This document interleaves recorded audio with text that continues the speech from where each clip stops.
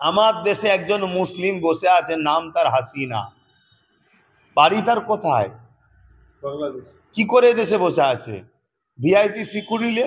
কিন্তু আমার দেশের হিন্দুরা আসামের ক্যাম্পে কেন? পাকিস্তান থেকে আমার দেশে এনেছে কি আদনান সামি না কি গান গাইছে মুসলিম, নাগরিকত্ব পেয়েছে, জানেন কি ব্যাপার? ভিআইপি ধনী লোক এনআরসি চিঠি দিচ্ছে আমার হিন্দু ভাইদের ঘরে। তার মানে কি?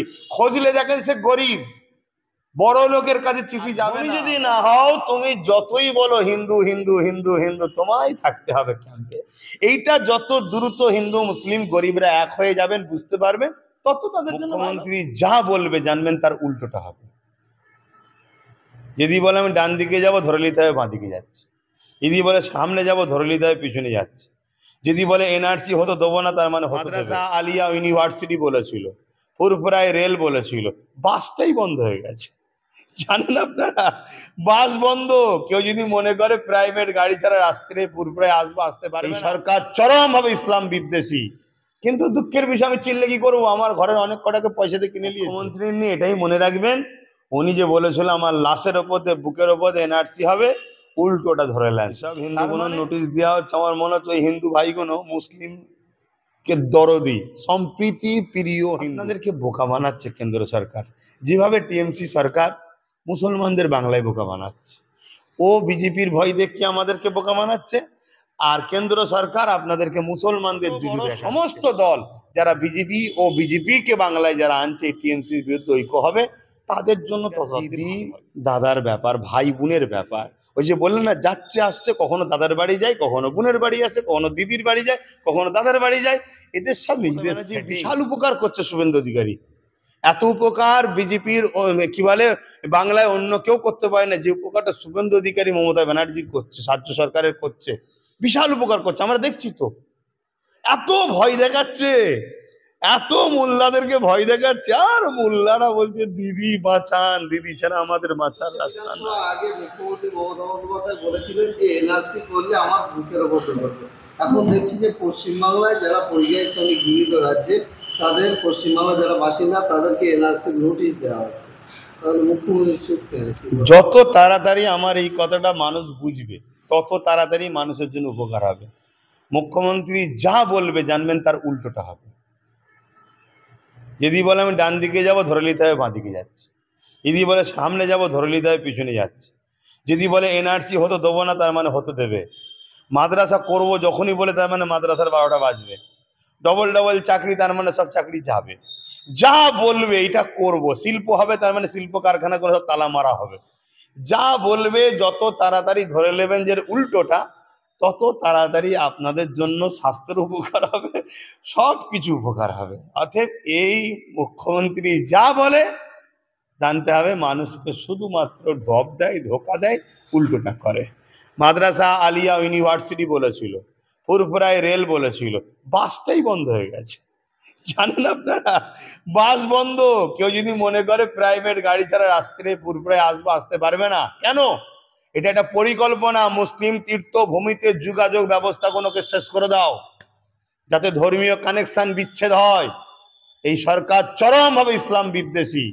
কিন্তু দুঃখের বিষয়, আমি চিনলে কি করবো? আমার ঘরের অনেক কটাকে পয়সা দিয়ে কিনে নিয়েছে, আমাদের কমের আলেম ওলামা ইমামদের পয়সা দিয়ে কিনে নিয়েছে। তবে হ্যাঁ, রিসেন্ট অনেকে দেরি হলেও ভুল ভাঙছে। যাদের ভুল ভাঙছে তাদেরকে আমি অবশ্যই, ভুল করলে মানুষ মাত্র ভুল হয়ে যায়, বলবো আসুন আবার নতুন করে ভাবা যাক আমরা কি করে ফিরে আসতে পারি। তবে কিছু কিছু লোক এমন ভুল করে ফেলেছে, তাদের সঙ্গে যতই তওবা করুক, মিশলে লোক খারাপ বলবে। কথা বুঝে আসছে? সেসব কোনো তো আর লিয়া যাবে না। এই হচ্ছে ব্যাপার। মুখ্যমন্ত্রী নিয়ে এটাই মনে রাখবেন, উনি যে বলেছিল আমার লাশের ওপর বুকের ওপর এনআরসি হবে, উল্টোটা ধরে নেন।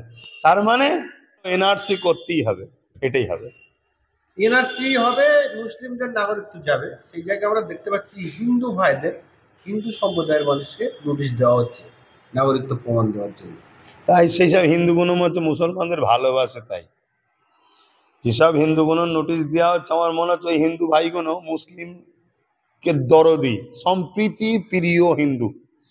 একটা হচ্ছে হিন্দুত্ব, আর হচ্ছে হিন্দু। যারা প্রকৃত সনাতন ধর্মের হিন্দু ভাই, তাদের ধর্ম অনুযায়ী তারা চলে। ধর্ম কখনো হিংসা বিদ্বেষ, এক কথায় নোংরা খারাপ শেখায়নি, কোনো মানুষকে ঘৃণা করা শেখায়নি। সেই সকল ভাইরা সর্বসময় সর্বধর্মের মানুষের মানুষ হিসাবে সম্মান শ্রদ্ধা করে, যে যা ধর্ম করে। হতে পারে তাদেরকে দিচ্ছে। তবে আমি একটা কথা বলবো হিন্দু ভাইদের উদ্দেশ্যে, আমি জানি না আমার কথাটা বলা ভুল হবে কি, মানুষ হিসেবে বলবো, আপনাদেরকে বোকা বানাচ্ছে কেন্দ্র সরকার। যেভাবে টিএমসি সরকার মুসলমানদের বাংলায় বোকা বানাচ্ছে, ও বিজেপির ভয় দেখিয়ে আমাদেরকে বোকা বানাচ্ছে। আর কেন্দ্র সরকার আপনাদেরকে মুসলমানদের জুজু দেখাচ্ছে, মুসলমান তাড়াতে হবে, হ্যান করতে হবে, ত্যান করতে হবে। মনে রাখবেন, আমার দেশের সৌন্দর্য হলো আমার দেশ সর্বধর্মের মিলনের দেশ। এইটা যতদিন থাকবে ততদিন ভারত পৃথিবীর বুকে শ্রেষ্ঠ। আর যতদিন এইটা যখন এটা নিয়ে বিভ্রান্তি তৈরি হবে, যেমন একটা গাছের অনেক কটা শিকড় থাকে, একটা শিকড় কাটলে মূলত গাছ দুর্বল। ভারতবর্ষের শিকড়ের একটা হিন্দু, একটা মুসলিম, একটা শিখ, একটা পাঞ্জাবি, একটা খ্রিস্টান, একটা আন্দাবাসী, একটা দলিত, একটা মতুয়া, এটা একটা শিকড়ের নাম। যে কোনো শিকড়কে কাটবে কিন্তু মূলত গাছটাই ভারত দুর্বল হবে। এটা যত তাড়াতাড়ি আমার এসসি এসটি হিন্দু সম্প্রদায়ের ভাইরা বুঝে, সংগঠিত হয়ে ঐক্য হয়ে, ছোট বড় সমস্ত দল যারা বিজেপিকে বাংলায় যারা আনছে টিএমসির বিরুদ্ধে ঐক্য হবে, তাদের জন্য ততই ভালো হবে। না, আপনি তো আগেই বললেন এনআরসি চিঠি দিচ্ছে আমার হিন্দু ভাইদের ঘরে, তার মানে কি? খোঁজলে দেখেন সে গরিব, বড় লোকের কাছে চিঠি যাবে না। বড় লোক যদি, আমি আবার বলছি, আমার দেশে একজন মুসলিম বসে আছে, নাম তার হাসিনা, বাড়ি তার কোথায়? বাংলাদেশ। কি করে দেশে বসে আছে? VIP security. কিন্তু আমার দেশের হিন্দুরা আসামের ক্যাম্পে কেন? পাকিস্তান থেকে আমার দেশে এনেছে কি আদনান সামি না কি গান গাইছে মুসলিম, নাগরিকত্ব পেয়েছে, জানেন কি ব্যাপার? ভিআইপি ধনী লোক। অতএব এই সরকারের কাছে ধনী হতে হবে। ধনী যদি হও সে তো মুসলমান হলো থাকবে, আর ধনী যদি না হও তুমি যতই বলো হিন্দু হিন্দু হিন্দু হিন্দু, তোমায় থাকতে হবে ক্যাম্পে। এইটা যত দ্রুত হিন্দু মুসলিম গরিবরা এক হয়ে যাবেন, বুঝতে পারবেন, তত তাদের জন্য ভালো। আর না আমার কি করার আছে। কিন্তু উনি তো বলছেন না যে 50-এর নিচয়, তিনি বলছেন যে পদ্মফুল বিজেপি থাকবে, 50 টপকাতে পারবে, এই 50 তিনি ভরসা দিচ্ছে। কেন 85 থাকবে কেন? আমরা দেখেছি বাম আমলে 0 ছিল, কংগ্রেস আমলে 0 ছিল, উঠতেই দেয়নি। তিনার আমলে থাকবে কেন? অথচ যেভাবে ইনার আমলে পুলিশ সন্ত্রাসী করছে, পুলিশকে দিয়ে আবার এখানে কিন্তু একটা কথা ভেঙে দিয়ে দরকার, পুলিশ আর পুলিশের ইউনিফর্মে পার্টির ক্যাডার দুটো কিন্তু এক নয়। পুলিশ যারা পক্ষী তাদেরকে আমি শ্রদ্ধা সম্মান করি, কেন এটা করতে হবে দেশের নাগরিক হিসাবে। কিন্তু পুলিশের ইউনিফর্মে যারা এই পার্টির ক্যাডারই কাজ করছে, ইনার আমলে যে সন্ত্রাসীটা করছে, ওটা তো অন্য আমলে হয়নি। কথা বুঝে আসছে? এরপরও তাহলে থাকবে কেন? না, এটা দিদি দাদার ব্যাপার, ভাই বোনের ব্যাপার। ওই যে বললেন না, যাচ্ছে আসছে, কখনো দাদার বাড়ি যায়, কখনো বোনের বাড়ি আসে, কখনো দিদির বাড়ি যায়, কখনো দাদার বাড়ি যায়। এদের সব নিজেদের সেটিং। এরা সেটিং দেখছেন না, শুভেন্দু অধিকারী মমতা ব্যানার্জিকে কিভাবে বাঁচাচ্ছে, বারবার বাঁচাচ্ছে শুভেন্দু অধিকারী। মমতা ব্যানার্জি বিশাল উপকার করছে শুভেন্দু অধিকারী। এত উপকার বিজেপির কি বলে বাংলায় অন্য কেউ করতে পারে না, যে উপকারটা শুভেন্দু অধিকারী মমতা ব্যানার্জি করছে, রাজ্য সরকারের করছে, বিশাল উপকার করছে। আমরা দেখছি তো, এত ভয় দেখাচ্ছে, এত মোল্লাদেরকে ভয় দেখাচ্ছে, আর মোল্লারা বলছে দিদি বাঁচান, দিদি ছাড়া আমাদের বাঁচার রাস্তা নাই, শুধু ঠেলে ঠেলে তুলে দিচ্ছে কোলে। অতএব আপনি মুসলমানগুলো যেন অন্যদিকে না চলে যায়, হয় মমতার সঙ্গেই থাক, আর অন্যদিকে চলে গেলে অসুবিধা আছে। কেন অন্যদিকে গিয়ে যদি শক্তি হয়ে যায়, যেমন বাম ছিল, বিজেপির রাস্তা ছিল না, কংগ্রেস ছিল, বিজেপি দাঁত গলাতে পারতো না, মমতা আছে রাজ্যে, বিজেপি দাঁত গলাচ্ছে, যতক্ষণ মুসলমান থাকবে এখানে মমতা থাকবে, বিজেপি দাঁত গলাবে। অতএব যেমন করে মমতাকে রাখতে হবে। যেদিন এরা দেখবে যে পদ্মফুল ভালো চাষ হয়ে গেছে, সেই দিনও মুসলমানগুলোকে মমতার সাথে রেখে দিয়ে, তাতে ওই 60-70-80টা যা পাবে মুসলমান মমতা পাবে, বাকি সবটা বিজেপি নিয়ে দেখবেন রাস্তায় ক্ষমতা চলে এসছে, এসে তখন বলবে আমার হাতে তার ক্ষমতা নেই, আর মোল্লারা দেখবে তো মমতার সাথও দেয়নি।